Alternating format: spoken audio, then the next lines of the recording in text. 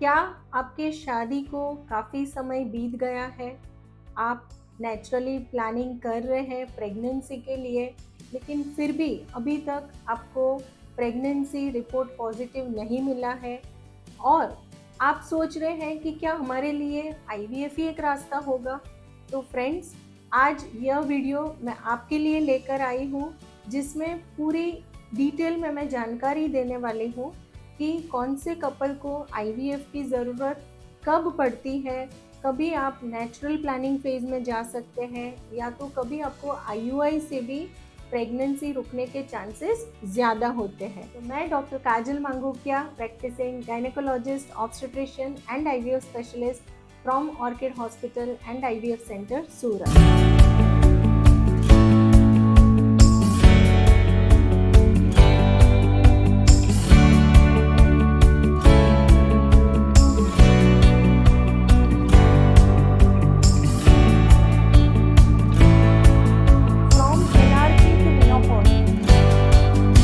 नमस्कार, आपका स्वागत है ऑर्किड पेशेंट्स अवेयरनेस सीरीज में। और फ्रेंड्स, आज हम बात करेंगे, जैसे काफ़ी कपल्स होते हैं ओपीडी में आते हैं, काफ़ी निराश होते हैं कि मैम क्या हमारे लिए आईवीएफ एक ऑप्शन है। तब ऐसे जो कपल्स हैं उनको मैं बताती हूँ कि पहले तो आपको यह जानना है कि इनफर्टिलिटी का मतलब क्या होता है। यदि कोई कपल है जो ऑलरेडी ऑलमोस्ट 12 मंथ्स यानी कि 1 साल से नेचुरली प्लानिंग कर रहा है during the fertile Windows and without use of any contraception, यानी कि कोई भी गर्भ निरोधक साधन आप नहीं यूज कर रहे हो और रेगुलरली आप फर्टाइल पीरियड जो होता है, फर्टाइल विंडो होता है, उसमें आप प्लानिंग कर रहे हो और फिर भी आपको रिजल्ट नहीं मिलता है, तो इसे हम इनफर्टिलिटी कहते हैं। फ्रेंड्स, आपको एक चीज़ ध्यान रखनी है कि इनफर्टिलिटी जो है वह कोई रोग नहीं है। जो कपल होते हैं उनको हम पेशेंट्स ऐसा नहीं बोलते हैं। आपको कोई डिजीज़ नहीं है कि आपको बुखार आ रहा है या तो आपको कोई इंजेक्शंस या तो एडमिट करने की ज़रूरत नहीं होती है। आप अपना जो रूटीन काम है, कुकिंग वगैरह है, फॉर एग्जांपल फीमेल्स है तो जो अपना रूटीन वर्क है वह अच्छे से कर सकती हैं, घूमने जा सकते हैं, शॉपिंग के लिए जा सकते हैं।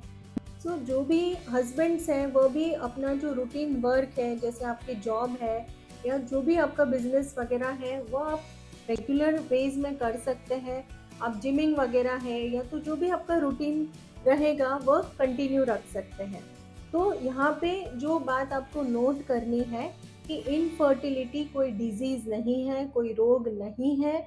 और जो भी कपल्स हैं जिनको प्रेगनेंसी रुकने में रुकावट आ रही है, उनको कभी गायनेकोलॉजिस्ट के पास जाना चाहिए। तो फ्रेंड्स, जैसे मैंने बताया कि आप 1 साल हो गया है, आप प्लानिंग कर रहे हैं लेकिन नहीं रुक रहा है। इवन आजकल जैसे अवेयरनेस काफ़ी बढ़ चुकी है, तो कोई कपल है कि जिनको प्रेगनेंसी के लिए प्लानिंग करना है आफ्टर मे बी 6 मंथ्स या 1 ईयर, तो वह भी प्री कंसेप्शन काउंसलिंग, जैसे मेरा वीडियो है जिसकी लिंक आपको डिस्क्रिप्शन बॉक्स में दी गई है, जो आप देख सकते हैं डिटेल में कि what is the meaning of pre conception counselling. तो उसका भी बहुत ही इम्पोर्टेंट रोल होता है। सो फॉर एग्जांपल, कपल ने प्लानिंग कर दिया है, नहीं रुक रहा है, तो यह जो कपल है उसमें कौन से टेस्ट करवाने पड़ते हैं। तो फ्रेंड्स, पहले तो मैं समझाती हूँ आपको कि नेचुरली या तो कंसीव करने के लिए क्या क्या चीज़ ज़रूरी होती है। सो यह आप देख सकते हैं कि दिस इज़ अ यूट्रस। यह जो है यूट्रस यानी कि बच्चादानी, दोनों बाजू के फैलोपियन ट्यूब्स, दोनों बाजू के ओवरीज, यह जो है यह है बच्चेदानी का मुख यानी cervix. This is a vaginal space for intercourse. So naturally जब भी आपको कंसीव होता है तो क्या होता है आपके बॉडी के अंदर। फॉर एग्जाम्पल, ये आपका लेफ्ट ओवरी है। ओवरी में जो है पीरियड के सेकेंड डे, ठीक है, दोनों में से कोई भी एक ओवरी में एक जो फॉलिकल होता है वह ग्रो करना स्टार्ट करता है। On an average day 12 to day 14 पे यह जो फॉलिकल होता है वो मैच्योर हो जाता है। एवरेज जो साइज है वो 20 mm से लेकर 24 mm तक की, 24 mm तक की साइज हो जाती है। तभी यहाँ से ओव्यूलेशन यानी अंडा फूटने की जो प्रोसेस होती है उसको ओव्यूलेशन कहा जाता है। यह जो अंडा है वो फैलोपियन ट्यूब में जाएगा वहाँ से ये जो फेलोपियन ट्यूब है वहाँ से वो from the ovary it will reach the fallopian tube. यह जो स्पेस है, स्पेस फॉर इंटरकोर्स, जो भी स्पर्म्स है वह सारे यहाँ पे रिलीज होंगे। स्पर्म का काउंट, मोटिलिटी और मॉर्फोलॉजी यदि नॉर्मल है तो यह सारे स्पर्म ट्रैवल करेंगे यूट्राइन कैविटी में और वह पहुंचेंगे फेलोपियन ट्यूब के अंदर। सो एग और स्पर्म जो है वह यूनाइट होते हैं, जिसे हम कहते हैं फर्टिलाइजेशन, यानी कि स्पर्म और एग फर्टिलाइज होते हैं, यूनाइट होते हैं और इसमें से एम्ब्रियो डेवलप होता है। और फिर वह जो एम्ब्रियो है यानी कि जो बच्चा है वह यूट्रस के अंदर के लाइनिंग पे आके वहाँ पे उसका इम्प्लांटेशन यानी कि एम्ब्रियो जो है वह यूट्रस लाइनिंग में चिपकता है और फिर वो यहाँ पे ग्रो करता है। आप समझ सकते हैं कि यहाँ पे यूट्रस नॉर्मल होना चाहिए, दोनों बाजू के जो फेलोपियन ट्यूब्स है वह ओपन होने चाहिए, ओवरीज जो है उसमें फॉलिकल्स नॉर्मल होने चाहिए और जो फॉलिकल्स है उसका डेवलपमेंट अच्छे से होना चाहिए और ओव्यूलेशन अच्छे से होना चाहिए। और उसके साथ साथ जो स्पर्म है, सीमेन पैरामीटर्स जो है वह भी नॉर्मल होना चाहिए। यदि all this things are normal, then conceive करने के जो चांसेस होते हैं on an average it is 5 to 7% per cycle, यानी कि एवरी मंथ यदि एवरीथिंग इज नॉर्मल तो आपको प्रेगनेंसी रुकने के चांसेस 5 से 7% होते हैं। अभी तकलीफ कहाँ पे आती है, या तो कौन से पेशेंट होते हैं जिनको फर्टिलिटी स्पेशलिस्ट की ज़रूरत पड़ सकती है या तो मेडिसिन की ज़रूरत पड़ सकती है। इन केस यूट्रस जो है, यूट्रस के अंदर जैसे आपका लाइनिंग अच्छे से डेवलप नहीं हो रहा है या तो यहाँ पे कोई सेप्टम है, पॉलिप है, फाइब्रॉइड है, तो उसे हमें हिस्ट्रोस्कोपी करके चेक करके और उसको निकालना ज़रूरी होता है।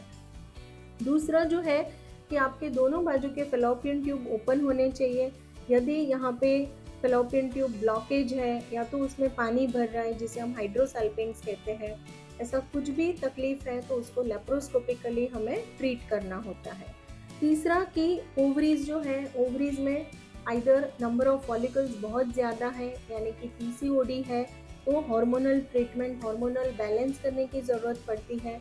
कभी कभी इनको टैबलेट्स वगैरह जो ओव्यूलेशन इंडक्शन ड्रग्स होते हैं, टैबलेट फॉर्म में होते हैं, इंजेक्शन फॉर्म में होते हैं, उसकी भी ज़रूरत पड़ सकती है। काफ़ी बार ऐसा होता है कि जो अंडा है वो मैच्योर तो हो जाता है लेकिन ओव्यूलेशन नहीं होता है, जिसे हम एन ओव्यूलेटरी साइकिल कहते हैं। तो ऐसे पेशेंट में हमें सपोर्टिव इंजेक्शंस वगैरह की ज़रूरत पड़ सकती है। तीसरा कि सीमेन पैरामीटर्स, हस्बैंड के जो सीमेन पैरामीटर्स हैं उसमें यदि काउंट कम है, ऑन एन एवरेज जो WHO गाइडलाइंस है उसके हिसाब से मोर देन 15 मिलियन काउंट होना चाहिए।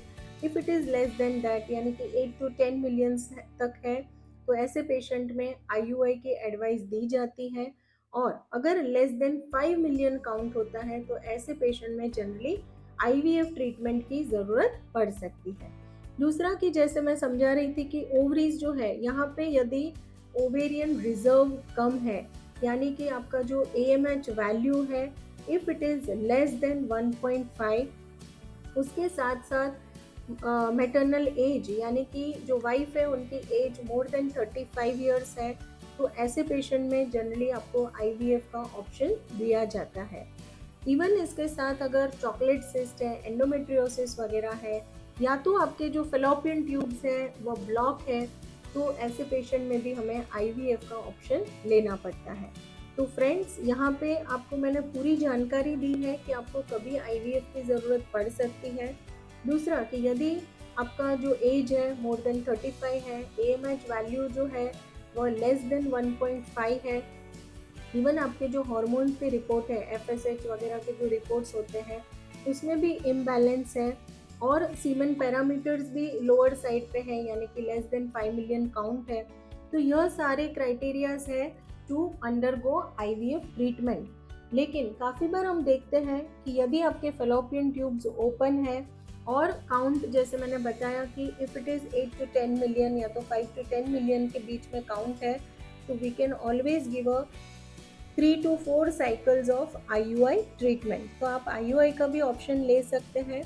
जनरली IUI ट्रीटमेंट में जो सक्सेस रेट होता है that is between 12 to 15% is the success rate. So जैसे मैंने आपको सारे रीजंस बता दिए, इवन जो सक्सेस रेट होते हैं on an average IVF treatment के जो सक्सेस रेट होते हैं वो 45 to 50%, मैक्सिमम 60%, लेकिन लैब टू लैब आपके जो IVF के जो सक्सेस रेट है वह डिफर कर सकते हैं। दूसरा कि काफ़ी बार पेशेंट आते हैं कि मैम सारे रिपोर्ट्स करवा लिए हैं, सारे रिपोर्ट्स नॉर्मल है, फिर भी कंसीव नहीं हो रहा है, तो ऐसे केसेस को हम बोलते हैं अनएक्सप्लेन्ड इनफर्टिलिटी। यानी कि आपके सारे रिपोर्ट्स नॉर्मल है, लेकिन जब भी आप IVF ट्रीटमेंट का ऑप्शन लेते हो या तो IUI ट्रीटमेंट का ऑप्शन लेते हो, तो ऐसे केसेस में सफलता मिलने के चांसेस काफ़ी ज़्यादा होते हैं।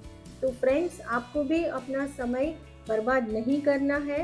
बेस्ट ट्रीटमेंट और आइडियल ट्रीटमेंट आपके केसेस में जो भी होगा, आपके गायनेकोलॉजिस्ट या तो इनफर्टिलिटी स्पेशलिस्ट आपको डिटेल में गाइडेंस देंगे।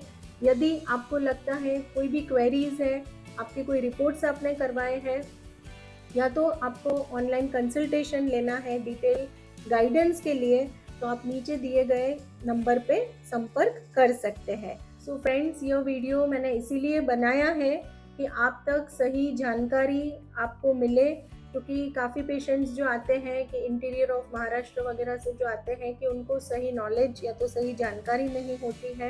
काफ़ी बार उनको ऐसा ही लगता है कि IVF मतलब दूसरे का बच्चा है, हमारा खुद का बच्चा नहीं है। तो फ्रेंड्स, ये बहुत बड़ी गलत फहमी है हमारे समाज में, हमारे सोसाइटी में, और मैं आशा रखती हूँ कि इस वीडियो के माध्यम से मैं आपको सही जानकारी दे पाई। और दूसरा कि हमारे यहाँ पे ऑर्किड हॉस्पिटल में हर मंगलवार को एवरी ट्यूसडे हम लोग फ्री कंसल्टेशन कर रहे हैं, फ्री OPD कंसल्टेशन दे रहे हैं। तो जो भी नीडी पेशेंट्स हैं वो उसका बेनिफिट ले सकते हैं, और नीचे दिए गए नंबर पे पहले से ही आप अपॉइंटमेंट अवश्य लें। Thank you friends for watching this video. Thank you.